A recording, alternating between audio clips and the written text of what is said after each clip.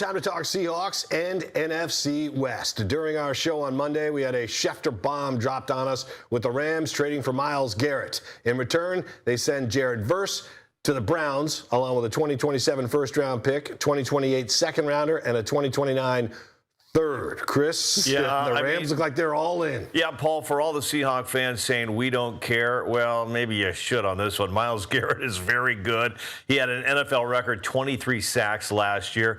He also had 60 tackles, forced 3 fumbles. He has played great against the Seahawks. He's only played against them twice, in 2019 and in 2023. But in those 2 games, he had 7 total tackles, 3 sacks, and he forced 2 fumbles. He makes the Rams a better team. Jared Verse, very good. High potential. In 5 years, he will be better. But right now, against the Hawks, Garrett just makes the Rams a better team. He is a game changer. There it is, one more time. 23 sacks last year.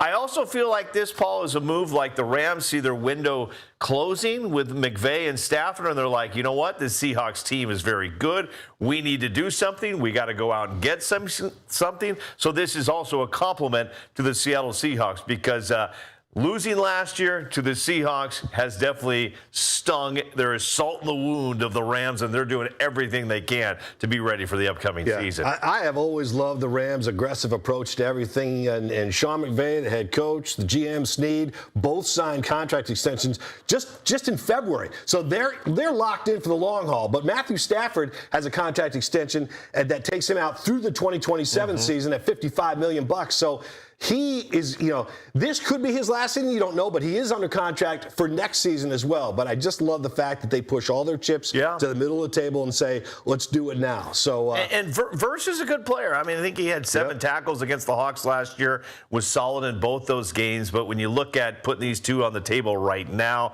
I mean, there's no comparison. I mean, Garrett is the Defensive Player of the Year. So if you were to sit here and say, oh, they lost Verse, it's not that much of an improvement. No, it's an improvement for this Rams team.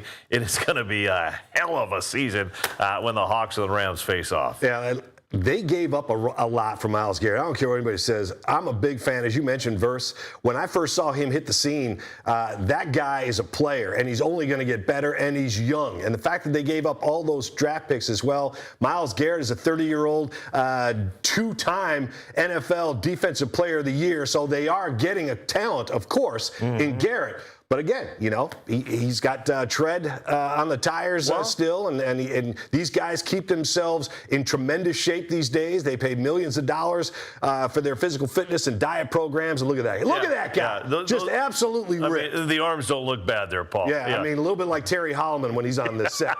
All right, on the topic of Garrett, let's turn to the sports books and bring in our king of the bet, sports producer, Dusty Baker. Dusty, and the betting lines seem to have changed significantly already in the wake of the Garrett trade. Yeah, guys, man, it's crazy how fast Vegas works, right? And so, of course, just a couple days ago, you're not seeing too much of a difference here between the Rams and the Seahawks as far as where their odds were. Those were 1 and 2 as far as Super Bowl favorites. It's still what you see, but look at the lines and how they change so quickly, guys. The Rams go from 7.5 to 1 odds. Essentially, a $1 bet pays you $7.50. That's now $6 off of a $1 bet. Meanwhile, the Seahawks, they go up to $9.50. If you go on a $8 bet, it turns to now $9.50. And so for Garrett sacks, this is an interesting take right here, guys. It goes up from their projection of having him record 14 sacks with the Browns. That now goes up to 15.5 sacks. That's pretty substantial. I know that Garrett, of course, last year he had 23 sacks, but to see even a sack and a half go up, that's pretty significant, guys. Were you surprised to see how quickly? I mean, this as soon as the news came out, these odds changed very quickly. Yeah, and you know what? You see the lines in Vegas constantly moving, right? But when it's a significant trade like this, you always wonder, okay, how much of an impact does one player, especially in football that's not a quarterback, have on a team, right? And so this just kind of shows how much of a significant impact that Garrett has on this team as a whole. And look at those lines, guys. I mean, it's pretty surprising to see a significant shift like that as far as Super Bowl favorite, okay? In a second, we're going to take a look at the NFC West, and you'll see a difference there. But I just want to point out real quickly that the sack total it is intriguing. It means he's in a better system, better opportunity for him to succeed. So, Chris, to your question, I mean, I think that the lines shift because Vegas clearly sees the Rams already as a Super Bowl favorite, but now the opportunity for Garrett to have even more of an impact. You're seeing the individual players' accolades go up. Vegas has higher expectations from him now. It's pretty remarkable to see the difference in a 24-hour period of time. So with that, for folks watching that may not understand the numbers, Rams right now, Super Bowl favorite. Seahawks, second on the list? Where are they at on the list? Yeah, second on the list, and that didn't change at all, but you did see those general odds go up and down. So you had a separation, essentially, of just 0.5, right? Like, so if you put a dollar bet on the Seahawks, originally you would have gotten $8 if they had won the Super Bowl.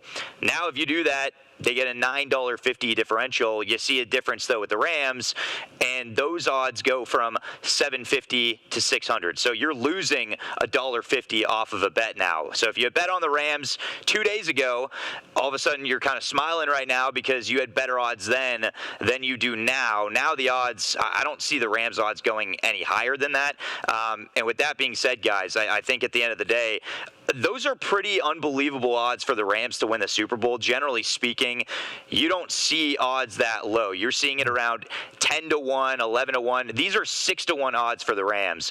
And I got to point back to the Garrett sacks, man. That is pretty surprising to see a jump. Generally, those stats stay the same because the player doesn't change. It's now the atmosphere, the opportunity. I do want to point you guys, though, to what the NFC West looks like, because these odds also took quite a change, and specifically what that looks like. Okay, you have the Rams going from plus 135, so on a dollar bet, you would win $1.35 if they won the division. A lot of people that really believe in the Rams, they would put something like $100 on them to win, therefore they would win $135, right? So that's how that equation goes. Well, now that's changed to plus 105. So you're basically getting your money back. Listen, man, I'm smiling the whole time because I love the fact that everybody's chasing the Seahawks. Everybody's got to do whatever they can to adjust their team, to attack the Seahawks, defend the Seahawks. And I love the Hawks still have the target on their back. They're the defending champs. They also go into this season with very little needs. I mean, they showed it, thank you, Chris, they showed it in the draft. They were able to have the luxury of taking a guy in the 6th round because he's a special teams gunner. I mean, it's like, yeah, we'll just take this guy and this guy. We just have a few holes to fill. What's Coach say, Paul? What are we doing now? We're running it forward? That's what Mike McDonald came up with, the run it forward phrase. These guys are all bought in, as we know. Everybody's on board at the VMAC. And I know the Rams are going to be tough, but I do want to caution everybody. Let's just relax. The Rams are doing everything they can to catch these Seahawks, but the Seahawks are buttoned up under great leadership, tremendous head coach, great talent, has not changed. They had very little needs going into this preseason. That's why you're not seeing them going out and doing what the Rams are doing, who they knew going up against a red-hot Sam Darnold down the stretch, they were going to have something and something to defend that Seahawks offense. So, listen, I smile because I'm just completely relaxed with this Seahawks team going into the upcoming season. Paul's relaxed. I'm relaxed. I love it. All right. Okay, so the question is, guys, if you are relaxed, you don't feel like the Seahawks need any sort of response here as far as going out in free agency, anything like that. You think where they're at right now, they're still good enough to overcome this Rams team. They took care of business in the draft in the offseason, and while, as Paul mentioned, the Rams are panicking, Coach McDonald's in his office right now game planning how to beat the Rams